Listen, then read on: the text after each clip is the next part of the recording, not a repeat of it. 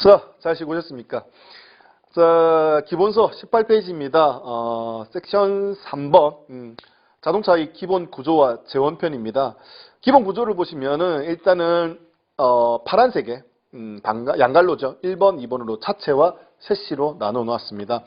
이거 저희 오리엔테이션 할 때도 말씀드렸던 부분이죠. 자동차는 크게 차체와 이렇게 셰시로 나눌 수 있다라는 부분입니다. 근데 이제 차체 부분 보니까 반가운 용어들이 나오죠. 아까 썬루프 했을 때 지붕을 우리 뭐라고 한다? 루프라고 했던 거. 그리고 이제 받치고 있는 기둥 필러라고 했고요. 제일 앞쪽을 프론트 필러, 가운데를 센터 필러, 제일 뒤에를 리어 필러, A 필러, B 필러, C 필러라고 표현해도 상관이 없다라고 말씀드렸던 부분입니다.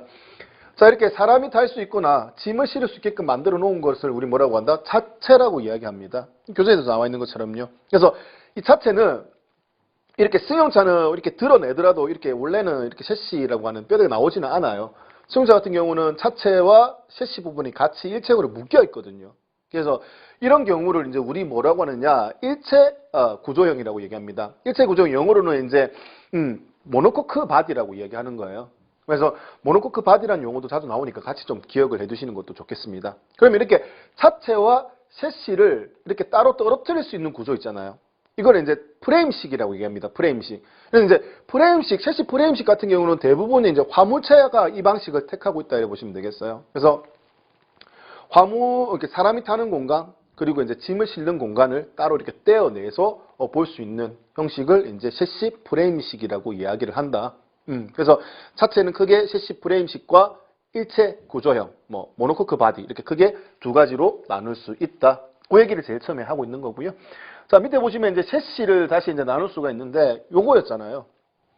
셰시는 엔진, 우리 오리엔테이션 얘기했던 부분, 엔진과 기타 여러 가지 구성 요소로 이루어져 있는데 제일 처음 이 엔진도 큰 범주로 봤을 때는 뭐에 셰시에 포함이 된다고 얘기를 했고, 이 엔진에 대해서는 워낙 다루어야 할 내용들이 많기 때문에 따로 떨어뜨려서 따로 떼내서 이제 편을 만들었다고 얘기했었죠.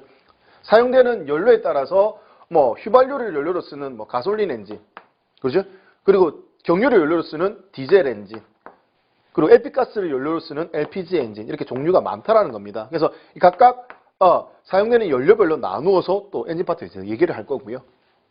그리고 이제 이 엔진에서 만들어진 동력이 어떤 과정에 의해서 이제 바퀴까지 전달되는지에 관련된 이야기를 할 거죠. 어디서? 동력 전달 장치에서요. 그리고 차체와 셰시 사이에서 완충 역할을 해주는 이런 스프링들 있잖아요. 스프링 장치에 대해서 이야기를 한다. 이런 부분이 뭐였다? 현가 장치였죠. 현가 장치에서 얘기를 할 거고요. 그리고 이제 내가 원하는 방향으로 차량을 이렇게 움직이고 싶다는 얘기죠. 그래서 이 핸들과 관련된 이야기, 조향 장치에서 배울 겁니다. 그리고 차량의 속도를 올리는 것보다 어떻게 안전하게 줄이는 게 더 중요한 거죠. 속도를 줄이기 위한 장치, 제동 장치다라는 부분입니다. 그래서 이 파트에 관련된, 셰시 파트와 관련된 내용을 목차에서도 일반적으로 한 번씩 설명을 드렸고요. 얘가 왜 자꾸 제가 여러 번 설명을 드리냐면은 진짜 중요해요. 어떤 의미에서 중요하느냐. 자, 요 개념들, 목차들이 머릿속에 전부 다 들어가 있어야 돼요. 즉, 우리가 엔진을 배우고 나서 엔진이 비중이 가장 크다고 했어요. 40% 정도 비중이 된다고 얘기를 했고요. 그러면 이제 우리 전기 파트 배울 거예요. 전기 파트는 비중이 한 20% 정도 된다고 했고요. 그 다음에 나오는 게 셰시 파트라고 했어요. 셰시 파트는 비중이 한 30% 정도 된다고 했죠. 그래서 그 엔진에서 배우는 순서, 가솔린 엔진 먼저 배울 거고, 그 다음 LPG 엔진, 디젤 엔진, 요 순서가 머릿속에 들어가 있어야 하고요. 그리고 셰시에서 배우는 순서는 방금 말씀드렸던 동력 전달 장치. 목차를 보고 말씀드릴까요? 자, 제일 처음 나오는 부분이 셰시에서 동력 전달 장치, 그 다음 현가 장치, 조향 장치, 제동 장치, 요 순서대로 배울 거니까 요 목차가 머릿속에 들어가 있어야 한다는 얘기예요. 그래야지 내가 지금 배우고 있을 때 어디쯤 배우고 있고, 내가 배우는 부분이 자동차 구성 요소에서 어디에 해당이 된다는 퍼즐처럼 끼워 맞출 수가 있어요. 아니면 위치를 못 찾으면 내가 배웠던 내용을 어디에 써야 될지를 모를 수도 있다는 얘기예요. 그러면은 공부할 때 요약해서 정리하기가 쉽지가 않다는 얘기예요. 혹이나 또 내가 문제를 풀다가 조향장치에 관련된 문제를 풀었어요. 그럼 조향장치가 어디에 있는지 빨리 찾을 필요가 있다는 얘기죠. 왜? 그 내용을 확인을 해야 되니까. 암기하면 다행이지만 처음에는 모르는 부분이 더 많으니까요. 그러면 이제 사전을 찾을 때처럼 어떻게 우리 국어사전, 영어사전 어떻게 찾아요? 국어사전 같은 경우는 기역, 니은, 디귿, 리을. 영어사전 같으면 A, B, C, D 순서가 있지 않습니까? 그럼 그 기역, 니은, 디귿, 리을 순서를 알아야 하고 A, B, C, D 순서를 알아야지만 빨리빨리 사전을 찾을 수 있잖아요. 그 개념처럼 우리가 만약에 조향장치의 내용을 봤어요. 그럼 조향장치가 어디에 있는지 빨리 찾아야겠죠.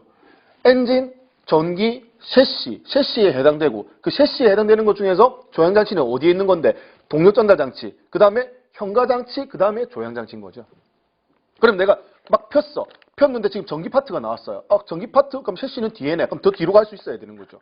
그럼 뒤로 가가지고 셰시를 폈어요. 셰시를 폈는데 동력전달장치가 나온 거예요. 그럼 더 뒤로 가야지만 뭘 찾을 수 있다? 조향장치가 있다라는 거를 알 수 있으니까 빨리빨리 찾아서 내용을 확인할 수도 있어요. 그리고 모르는 내용, 내가 기본서에 없는 내용을 더 추가로 본 거예요, 문제에서. 그럼 내용을 첨삭하실 필요도 있잖아요. 그 첨삭하실 때도 뭐야? 빨리 찾아야 한다라는 거예요. 그런 개념에서 여기에 옆에 견출지를 붙여가지고 우리 사전, 목차 쓰듯이 똑같이 이렇게 라벨을 붙여놓는 것도 굉장히 많은 도움이 되실 겁니다. 그래서 이렇게 정리를 다 해놓은 상태에서 사전 찾아보듯이 빨리 찾아보고 내용 빨리 첨삭하고 그래서 기본서 하나를 자주 펴보고 사전 보듯이 자주 펴보시게 되면은 그게 가장 자동차 구조 원리에서는 이상적인 공부 방법이다. 이렇게 이해하시면 되겠습니다. 이게 좀 딴 데로 많이 샜죠. 결론은 뭐다? 이 목차를 전부 다 알고 있어야 된다. 셰시에서는 동력전달장치, 현가장치, 조향장치, 제동장치 순이다. 라는 부분이 있죠. 그거 한 번 더 말씀드립니다. 자, 이제 치수와 관련된 이야기가 나와요. 근데 우리 앞에서 이야기를 했는데 승용자동차에서 경영, 소형, 중형, 대형 자동차 나누는 기준 뭐라고? 배기량과 크기라고 했죠. 크기라고 했을 때 자동차 제일 앞과 제일 뒤에까지 길이를 그냥 길이라고 표현했었어요. 그리고 이거를 너비, 그 다음에 높이라고 표현했잖아요. 근데 그걸 나타내는 전문 용어가 있다는 겁니다. 그래서 자동차의 전체 길이를 우리 뭐라고 하느냐?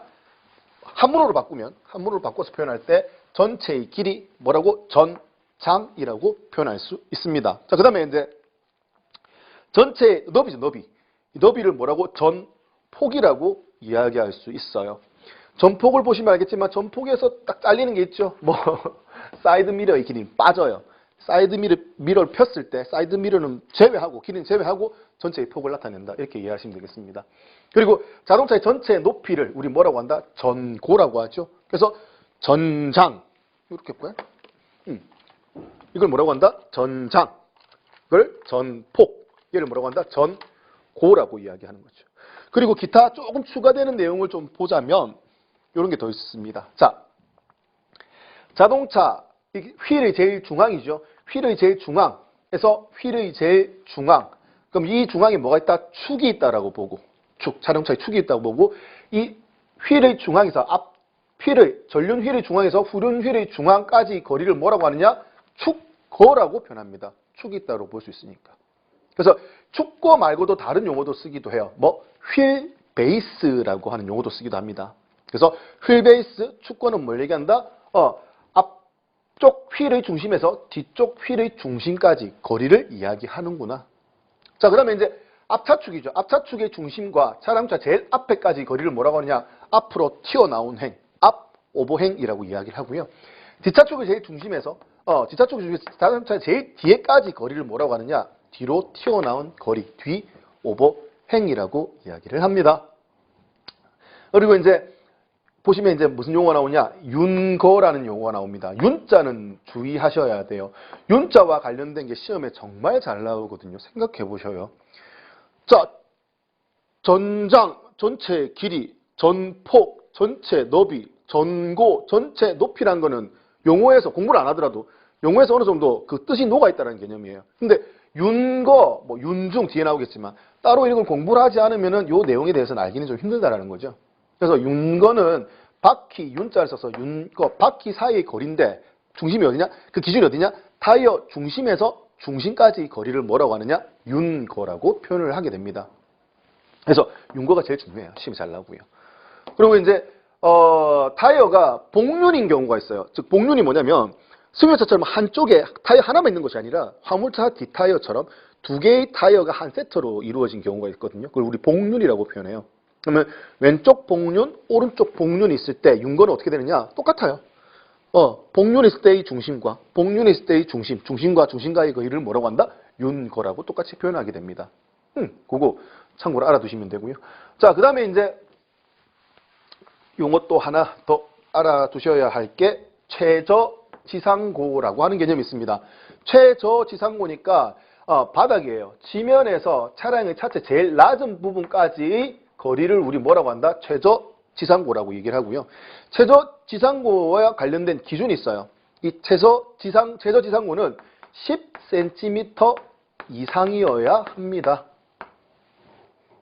이게 올해 그러니까 지금 2019년도죠. 2019년도 지금 하반기에 바뀐 내용입니다. 기존에는 얼마였다? 얘가 12cm 이상이었거든요. 12cm 아니니까 10cm로 바뀌었으니까 잘 주의해서 기억을 해두시면 좋겠습니다. 자, 그래서 최저지상고, 윤거 뭐 다 말씀을 드렸고요. 자, 그래서 여러분 교재를 보시게 되면은 18페이지부터 전장, 전폭, 전고, 그 다음에 19페이지에 축거, 윤거, 최저지상고, 앞 오버행, 뒤 오버행까지 전부 다 정리된 내용이 있으니까 한번 읽어보시면 좋겠네요. 자, 다음에 이제 나오는 얘기가 뭐냐면 중량이라고 해서 차량의 무게와 관련된 이야기인데, 이 무게와 관련된 이야기 중에서 제일 처음 나오는 것이 뭐다? 공차 중량입니다. 공차 중량. 공차. 비어있는 상태예요. 비어있는 상태의 무게를 얘기하는 거죠. 그럼 당연히 사람이 타면 된다, 안 된다? 안 되겠죠. 지문도 싫지 않아야겠죠. 그 상태가 공차예요. 근데 이 공차에 포함되는 요소와 포함되지 않는 요소 구분해서 잘 기억을 해주세요. 공차에 포함되는 게 있나? 있죠. 자동차를 기본적으로 움직이기 위해서 필요한 것들, 뭐 연료, 그 다음에 기계적 마찰을 줄여주기 위한 거, 윤활유, 그 다음에 엔진을 좀 식혀주기 위한 거, 냉각수, 이런 기본적인 요소들은 필요한 양만큼 가득 찬 상태를 공차라고 표현하거든요. 그걸 만재라고 합니다. 그래서 연료, 냉각수, 윤활유는 포함이 됩니다. 어디에? 공차 중량이에요. 그리고 스페어 타이어가 있는 차량 있잖아요. 요즘 차량들은 스페어 타이어가 따로 없어요. 그 스페어 타이어 있는 공간을 열어보게 되면은 펑크 긴급 키트라고 해서 순간적으로 떼울 수 있는 장치가 있기 때문에 걔는 말고요. 과거의 차량 중에서 스페어 타이어가 있는 차량 중에서는 얘는 뭐다? 스페어 타이어도 공차 중량에 포함이 된다라는 겁니다. 그래서 예비 타이어가 있는 차량에서는 뭐까지? 스페어 타이어까지 공차 중량에 포함이 된다. 자, 그러면 공차 상태에서 포함되지 않는 게 있겠죠. 뭐 있는데? 예비 부품, 뭐 추가의 부품, 그 다음 뭐다? 수리하기 위한 공구. 이게 공구가 빠집니다. 잘 기억해 두셔야 돼요. 타이어는, 예비 타이어는 포함이 되지만 공구는 빠집니다. 안 됩니다.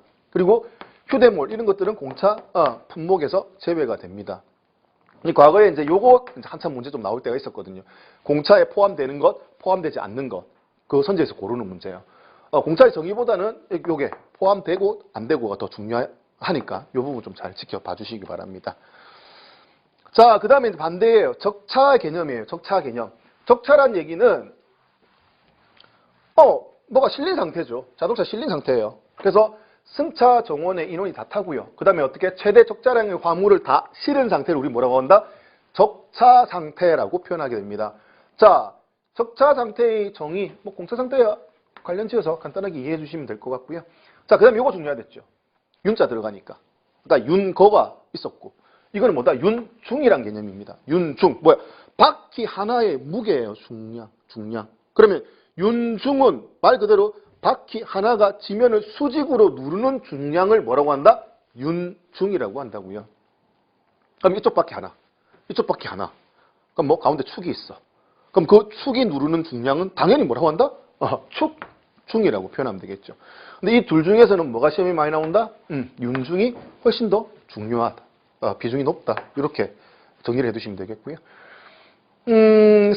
성인 한 명을 몇 킬로그램으로 보느냐? 65킬로그램으로 봅니다. 왜? 저처럼 뚱뚱한 사람도 있을 것이고 마른 사람도 있고 여성, 남성 있기 때문에 그 평균을 얼마로? 65킬로그램으로 보는 거예요. 그리고 이제 요것도 중요하죠. 13세 미만입니다. 이하가 아니네요. 그죠? 13세 아래쪽이니까 12세까지 라고 보시면 되겠죠. 13세 미만은 뭐다? 1.5인을 1인으로 본다. 즉 뭐야? 3명을 몇 명으로? 2명으로 본다. 이렇게 보시면 되겠습니다. 그래서 성인 1명을 얼마로 보는지, 그리고 13세 미만은 1.5인을 1인으로 본다라는 내용까지 기억을 해두시면 좋겠습니다. 자, 그 다음에 이제 현가장치라고 얘기했잖아요. 차체와 셰시 사이에 들어가는 스프링을 우리 현가장치라고 얘기했잖아요.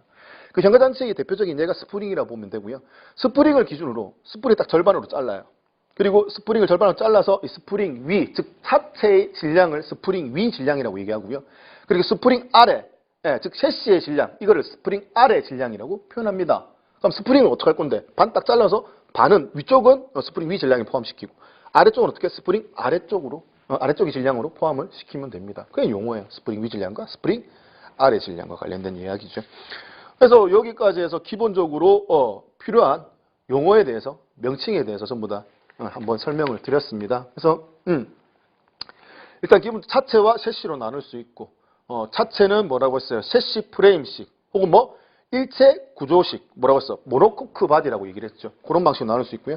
셰시는 뭐 원래 큰 범주로 봤을 때 엔진까지 포함이 되지만 워낙 엔진에서 이야기해야 될 게 많기 때문에 따로 범주를 떼서 휘발유, 연료로 쓰는 가솔린 엔진, 그 다음에 LPG 엔진, 거의 비슷해요. 그리고 이제 디젤, 경유로 연료 쓰는 디젤 엔진, 이렇게 크게 세 가지로 나눌 수가 있고, 셰시에서는 뭐 어떻게 동력전달장치, 그 다음에 현가장치, 조향장치, 제동장치 순으로 배우고 나가게 된다는 그 목차를 기억을 해달라고 말씀드렸죠. 그 다음에 치수와 관련된 이야기를 했어요. 전체 길이, 뭐? 전장, 전체 너비, 전폭, 전체 높이, 전고. 그 다음에 축하고 축 사이 거리, 축거, 다른 용어로 뭐라고? 휠 베이스라고도 얘기할 수 있다고 했습니다. 그리고 윤자가 들어가면 중요하다고 했죠. 타이어 중심과, 정면에서 봤을 때 타이어 중심과 중심까지의 거리를 뭐라고 한다? 윤거라고 이야기를 한다. 그리고 최저지상고 10cm 이상이어야 된다. 그 다음에 앞 오버행, 뒤 오버행. 그리고 이제 중량과 관련지어서 공차 중량, 적차 상태, 뭐 이렇게 구분할 수 있었죠. 공차 중량에 포함이 되는 게 뭐예요? 연료, 윤활유, 냉각수를 만재한댔지요. 그리고 뭐야? 스페어 타이어, 예비 타이어가 있는 차량에서는 예비 타이어까지 공차 중량에 포함이 된다라고 얘기를 했고요. 그 다음에 공차 중량에 포함이 되지 않는 게 예비 부품, 뭐 공구 이런 것들에서 어떻게 포함되지 않는다. 그 구분할 수 있어야 된다 했습니다. 그리고 이제 적차 상태에서 뭐 말 그대로 승차 정원이 전부 다 타고요. 실을 수 있는 짐 다 싣고 이 상태를 적차 상태라고 얘기를 했고, 적차 상태의 개념에서 중요한 게 있었죠. 윤중이라는 개념이 있어요. 윤중. 바퀴 하나가 그 수직으로 지면을 누르는 중량을 뭐라고 한다? 윤중이라고 한댔고, 바퀴와 바퀴, 축이잖아요. 축이 누르는 중량을 축중. 어른 한 명, 성인 한 명을 몇 킬로그램으로? 65kg으로 본다. 그리고 13세 미만이었죠. 13세 미만의 경우를 어떻게 한다? 1.5인을 어떻게 1인으로 본다라는 개념이었습니다. 그리고 스프링 위 질량과 스프링 아래 질량으로 나눌 수 있다라는 부분까지 했으면 기본적으로 필요한 치수